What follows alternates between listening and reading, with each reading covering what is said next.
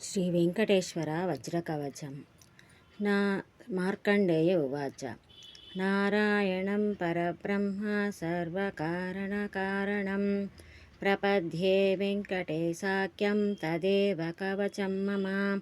సహస్రశీర్షా పురుషో వెంకటేశः శిరోవతో ప్రాణే సః ప్రాణనిలయః ప్రాణాన్ రక్షతు మే హరిః. ఆకాశరార్సుతానాథ ఆత్మానం మే సదావతు దేవదేవోత్తమోపాయుర్దేహం మే వెంకటేశ్వరః. సర్వత్ర సర్వకాలేషు మంగాం భాజానిరీశ్వరः. పాలయేన్మాం సదా కర్మ సాఫల్యం నః ప్రయశ్యతు.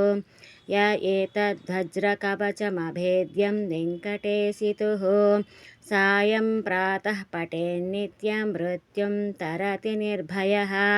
इति మార్కండేయకృతం శ్రీ వెంకటేశ్వర వజ్రకవచ స్తోత్రం సంపూర్ణం.